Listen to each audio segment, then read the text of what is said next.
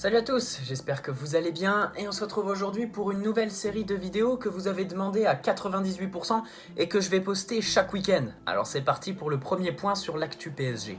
Allez, on démarre avec la victoire 4-1 contre Nice vendredi soir. Même si la deuxième période a été moins bonne que la première, nos Parisiens ramènent les 3 points et confortent leur place de leader en Ligue 1 avant la troisième journée de Ligue des Champions mardi soir.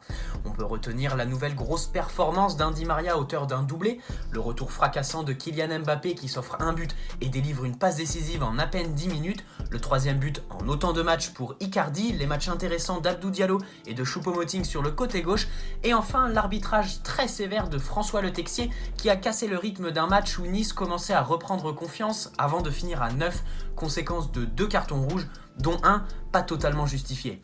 Rendez-vous mardi donc pour nos Parisiens qui se déplacent en Belgique dans le cadre de la troisième journée des phases de poule de Ligue des Champions pour y affronter Bruges. L'équipe belge qui s'est aussi imposée vendredi soir face à Mouscron 1-0 grâce à un but de son milieu offensif Hans Van Aken, auteur de 9 buts toutes compétitions confondues depuis le début de la saison et principal danger pour la défense parisienne qui n'a concédé qu'un seul petit tir cadré en Ligue des Champions cette saison. Si les gars auront la possibilité de prendre une petite option sur la qualification en 8ème mardi soir, de leur côté, les filles ont déjà un pied en quart de finale après leur victoire 4-0 face aux Islandaises de Bedrablik mercredi soir. Et c'est un doublé de Marie-Antoinette Katoto qui a offert le derby parisien contre le Paris FC hier soir. Victoire 2-0, les filles prennent provisoirement la première place du championnat en attendant le résultat des Lyonnaises. Allez, on passe au rayon rumeur avec Choupo-Moting qui, selon les informations de Calcio Mercato, intéresse l'Inter Milan en quête d'une doublure à Lukaku afin d'étoffer son attaque. Notons aussi la présence d'Olivier Giroud sur la shortlist de l'Inter pour l'hiver prochain. Sébastien Cibois pourrait lui rebondir à l'Atlético Madrid. Libre de tout contrat depuis sa résiliation avec le PSG le 2 septembre dernier, le gardien de 21 ans vient de terminer une semaine d'essai avec les Colchoneros qui lui ont proposé de signer un contrat à une seule condition: trouver un point de chute en Ligue 2 pour un prêt, ce qui n'est toujours pas le cas. Dans le sens des arrivées, ce sont 4 noms plutôt surprenants qui ont été associés au PSG par des journaux locaux. En Argentine, c'est Radio Continental qui affirme que le PSG est intéressé par 2 joueurs de River Plate, le milieu de terrain de 21 ans Ezequiel Palcios et le défenseur central de 23 ans Lucas Martinez Cuarta. Et selon le journaliste Martin Costa pour TNT Sports, le PSG serait aussi sur les traces d'Esteban Andrada, le gardien du Boca Juniors. Coïncidence ou pas, River Plate et le Boca s'affrontent mardi et des émissaires du PSG seront dépêchés pour observer les 3 joueurs argentins. A noter que Palacios est sous contrat jusqu'en juin 2021 et que sa valeur est estimée à 20 millions d'euros par Transfermarkt. Lucas Martinez est lui aussi lié à River Plate jusqu'en 2021 et sa valeur est estimée à 8 millions d'euros, toujours par Transfermarkt. Et enfin, le gardien de 28 ans Esteban Andrada est sous contrat jusqu'en 2023 avec le Boca Juniors et sa valeur est estimée à 7,5 millions d'euros. En Turquie, cette fois, c'est le journal local Photosport qui nous informe que Leonardo serait intéressé par le gardien du Fenerbahçe, Altay Bayindir. Le directeur sportif parisien se serait même déjà rapproché de l'entourage du portier turc de 21 ans. A noter que le Bayern, l'Atlético Madrid et Schalke 04 sont aussi sur le coup. Leonardo et Tourelle seraient sur la même longueur d'onde concernant une pépite allemande. Kai Havertz ferait l'unanimité chez les dirigeants parisiens selon Beansport, mais le Bayer Leverkusen ne demanderait pas moins de 100 millions d'euros pour son offensive de 20 ans. Et enfin, le nom de Lucas Paqueta a refait surface cette semaine par l'intermédiaire du journaliste italien Nicolo Schira, qui nous informe que le milieu de terrain offensif brésilien est toujours dans les petits papiers de Leonardo. On parle d'une possible offre aux alentours de 40 millions d'euros, mais rien de concret, même si les soucis financiers de l'AC Milan font que rien n'est impossible. Au niveau des prolongations, la priorité de Leonardo est de faire prolonger Marquinhos et Bernat de 2 saisons. Des discussions sont en cours, mais à l'image du démenti de l'agent du Brésilien, rien n'est fait. Thomas Meunier a de son côté révélé que Leonardo venait aux nouvelles ces derniers temps. Quand Antero Henrique était directeur, nous avons eu des contacts, des coups de fil, mais rien n'est arrivé sur la table. Leonardo est arrivé et je joue désormais. Il se renseigne, il prend la température et son langage est positif. Je ne suis pas en conflit avec le club, je suis demandeur d'une prolongation. Privilégier l'argent et profiter de mon statut de joueur libre? Si je prolonge au PSG, j'aurai de toute façon le plus beau contrat de ma carrière car je négocie avec le PSG comme si j'étais libre. Dans un autre club ou ici, ça ne changera pas financièrement, ce sera juste une question de feeling. au club de trouver les bons mots pour convaincre le Belge de rester, alors que la Juventus serait à l'affût. Pour Layvin Kurzawa, c'est l'inverse. Si Enrique lui avait proposé une prolongation, Leonardo ne serait pas du même avis et aurait tenté de s'en séparer cet été. Kurzawa est toujours là et aurait pris la décision de ne pas prolonger, au contraire de Marco Verratti qui est ouvert à toute négociation. Dans le dossier Thiago Silva, c'est sa femme qui a parlé cette semaine. On ne veut plus quitter la France. Si on nous demande où on veut vivre, c'est ici, à Paris. On a une relation spéciale avec cette ville, encore plus depuis notre naturalisation. Thiago est en fin de contrat. Nous, on veut rester à Paris, mais on ne décide pas. Maldini a joué jusqu'à 42 ans en fumant. Thiago, lui, il peut jouer jusqu'à 50 ans.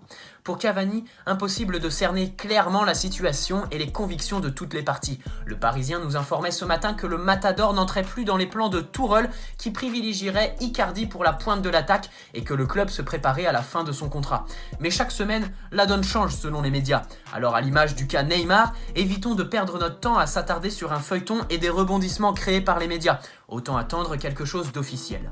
Ces derniers jours, Dario lâchait une bombe indiquant que Paris avait proposé 50 millions d'euros par saison pour prolonger Kylian Mbappé.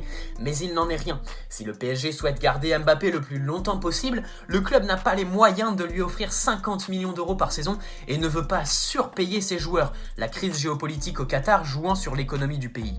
Oui, Paris négociera avec l'entourage d'Mbappé dès cette saison pour prolonger, mais aucune folie n'est prévue. Et on peut dire que le marché des prolongations commence à se discréditer depuis que les médias à sensation s'y intéressent. Si certains sont accros au buzz, d'autres sont désormais obligés de se méfier de tout, même quand on parle de prolongation.